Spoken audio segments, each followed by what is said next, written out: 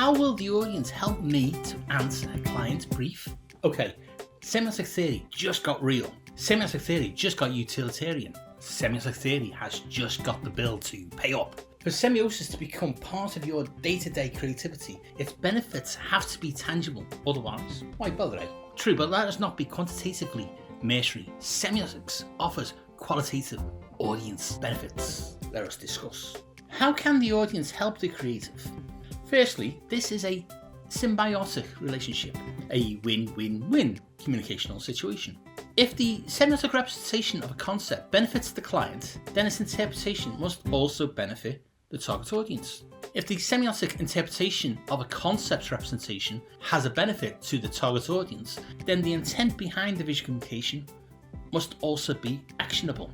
The creative's aesthetic, the designed or illustrated visual entity, is a facilitation and not a destination. Remember, in past episodes, I have already stated visual communication is not passive. As design professor Jorge Frascara argues, visual communication design, graphic design and illustration is a facilitator of behavioural change. Visual communication is proactive. Semiosis, semiotic sign action, is a pragmatic theory that can be applied to enhance the effectiveness of visual communication. In the recent episodes, we have focused on the effects on interpretation by semiotic science. Peirce's semiotic theory is predicated on the interaction between three states of sign action. So before we proceed, as a quick recap, let us just consider what these triadic threes, interactions and interrelationships are. At a macro level of application of semiosis into visual communication design, we have the interrelationship between a client, the creative, and a target audience. The client needs the audience to take some action. Read this, understand that, go here, buy this, do that, etc. The creative, whether a designer or an illustrator, is commissioned to facilitate this from a client's brief through the visual communication work they produce. But gone are the days, if they ever existed, when a creative designs a buy beans poster and the audience passively buys beans.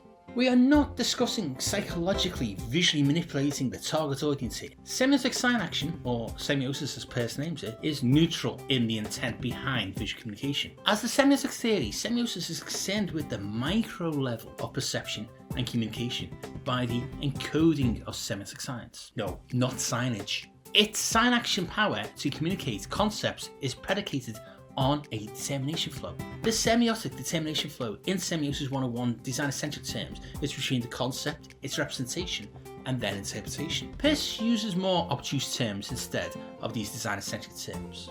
Object, concept, representative, representation, interpretant, interpretation. Let me quickly put Peirce's determination flow back into design-centric contexts.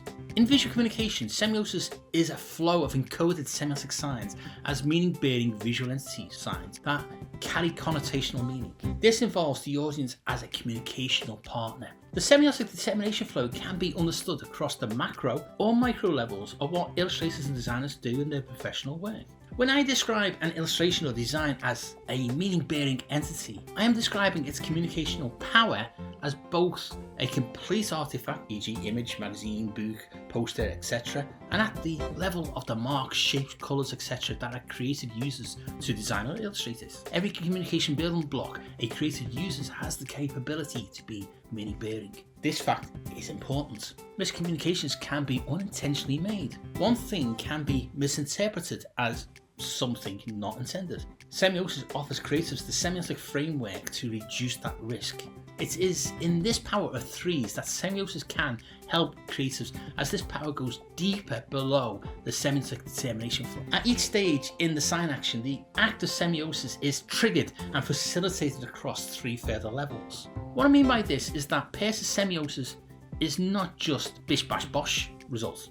Semiosis is not simply concept, representation, interpretation. Each of those three steps has three levels underpinning each step's effectiveness. The semiotic determination flow between a client's concepts to be visually communicated, how the creator chooses to visually represent that concept, i.e. to semiotically encode meaning into the visuals to connotatively communicate a concept, ultimately has to rely on interpretation by the target audience to extract that connotative meaning. If successfully facilitated, the target audience will gain understanding of the concept. This is far richer and more perceptually subtle than pie beans. How can this communication be structured? The concept has 3 semiotic levels, from simple to complex, to aid its communication. So do the representation and interpretation. In seasons 1 and 2, we have focused on the 3 semiotic levels of representation of a concept. These are iconic representation, indexical representation, and symbolic representation. We will cover the 3 levels of communication of the concept in season 4 in more depth, but the terms Peirce uses to describe their simple to complex power are quasi-sign, sin-sign, legi-sign. I only name-check these 3 terms here as a teaser. If you want to watch season 4 episodes many months before they appear on YouTube, subscribe on Semiosis 101's Patreon and become a named Semiosis 101 producer. This now leaves us with 3 levels of how the interpretation is structured. From simple to complex, Peirce names the 3 levels interpretation is effective as rhyme, dissent, and argument. Yes, I know. I lead you creators to an exciting point of new knowledge, a liminal point where your creative mindset is on the verge of discovering a new point of view, and then Peirce self-sabotages our advancement with more obtuse terminology. Never fear, Semiosis 1 is here. Let us translate what he means in designer-centric terms. Rhyme, the lower state of possibilities to aid the audience to perceive the semiotic sign. Dissent, the middle state that uses the semiotic representation to pose the intended interpretation to the audience. Argument, the highest state of interpretation that uses the semiotic sign action to define the interpretation. Let us now end this episode in drilling down to exactly how these are relevant to creatives. Over the seasons, regular viewers will realise that Peirce offers a rich seam of new creative knowledge despite his terminology. When I first encountered these terms, I was like many of you right now, completely poleaxed. What now? Etc. Peircean scholars such as Professor Tony Jaffe helped to break the obtuse language into terms I could begin to parse into creative practice terms. Semiosis 101 is now here to do this more directly for you creatives. Always pay it forward. So, what in damnation is a rhyme, a dissent, and having an argument got to do with semiotically encoding meaning into designs and illustrations?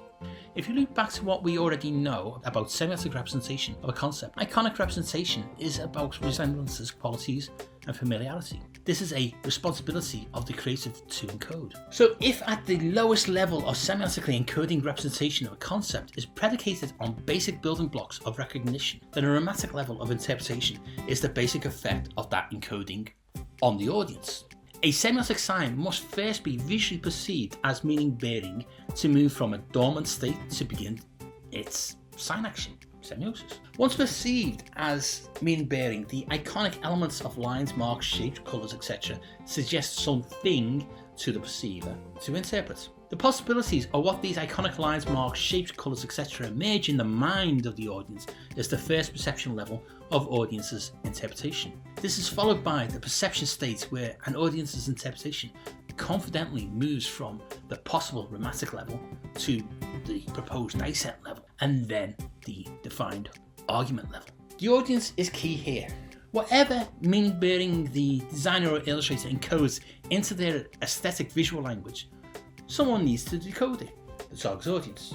Just as semiosis has 3 levels of representation sophistication, iconic, indexical, and symbolic, it also has 3 levels of audience interpretation sophistication, rhyme, dissent, and argument. The iconic, indexical, and symbolic are in the creator's direct control of how to encode, but the audience has the final say how they decode and interpret what is semiotically represented. The effect of this semiotic representation on its interpretation in the mind of the audience follows 3 states of immediate effect, dynamic effect, and final effect, all within the determination flow of semiosis. Come back next week when we will wrap up the previous 3 episodes on interpretation before re-examining Peirce's 10 sign classifications. Thanks for watching. Check out the other Semiosis 101 episodes, like and share them with your friends, and hit the bell and subscribe buttons to be notified when next week's free Semiosis 101 episode is published. You can also follow Semiosis 101 on the socials for updates. It is at Semiosis 101 on Instagram